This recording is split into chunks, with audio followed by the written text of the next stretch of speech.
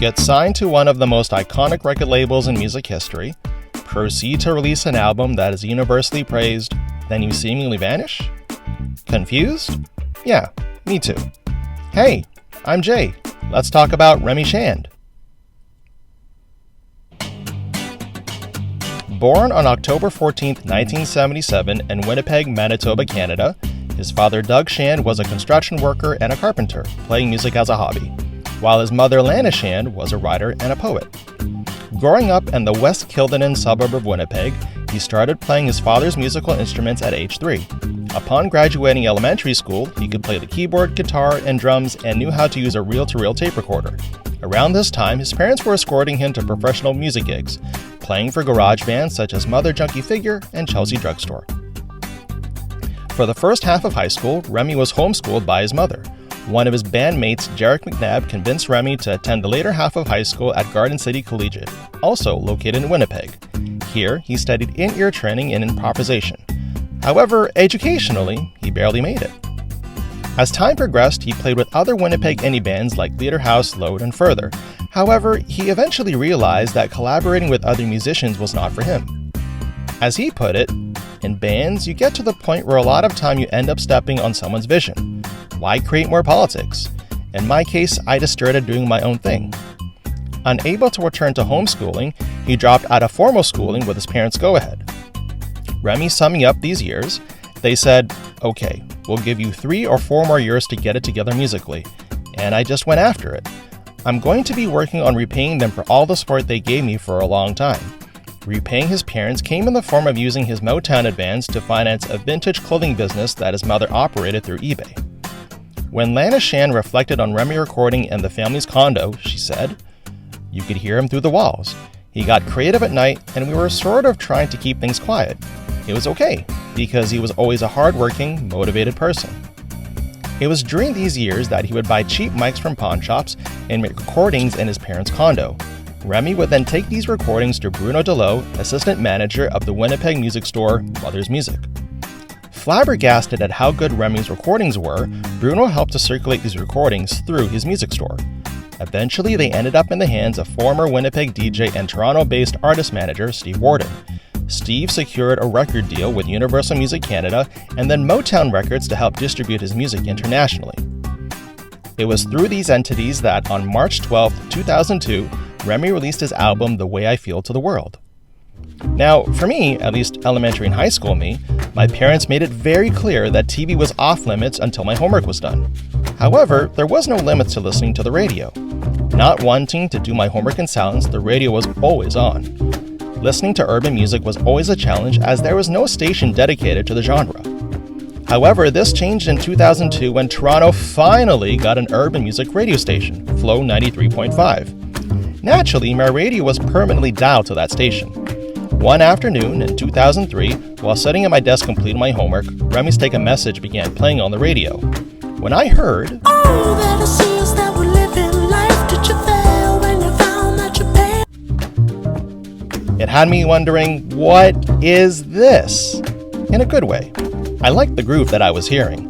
This song wasn't just smooth, but it was oh so smooth.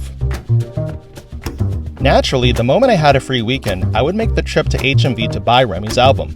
For context, HMV was a music and movie store. The moment I got home, unwrapped the CD, and popped the disc into my stereo, I was amazed. I must have listened to this album 3 times that day, and not once did I skip a track. Besides the 2 other singles, that was being Rocksteady can't break my world, no.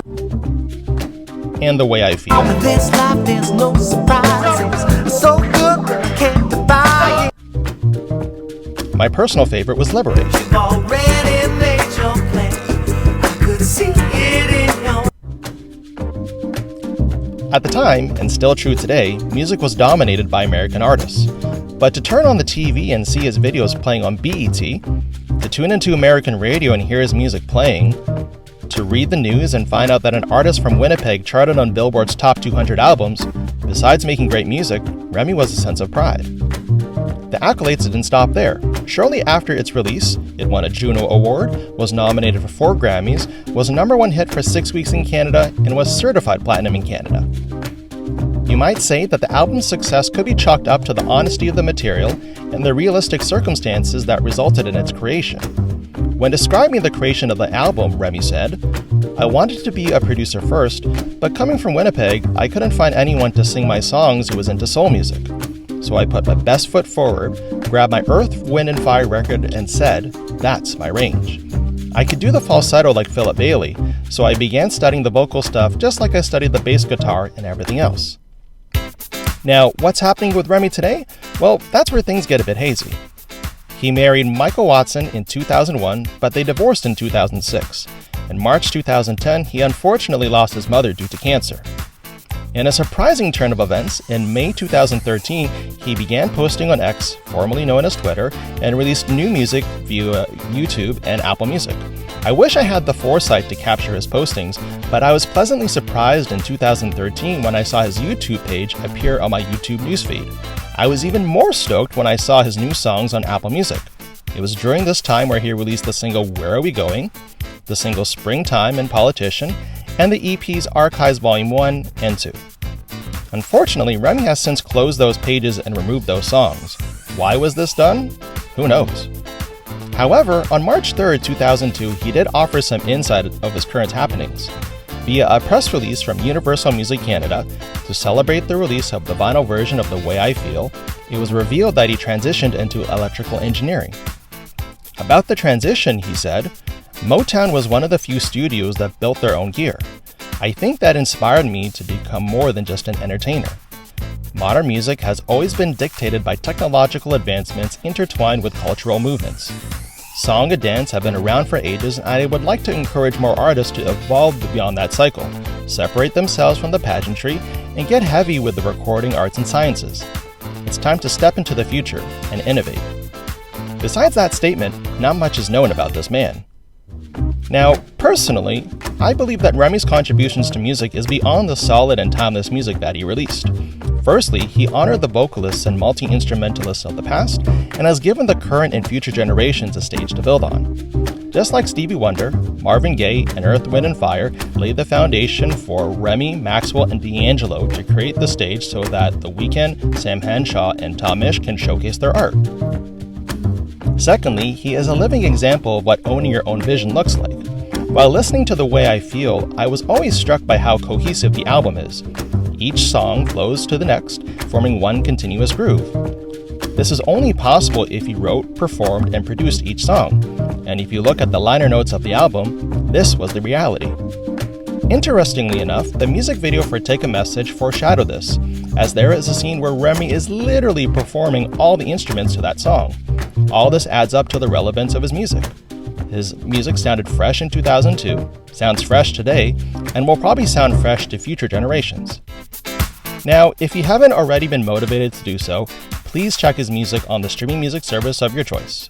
Better still, support Remy by buying his album either digitally or physically. Either way, you won't be disappointed. Thanks for watching!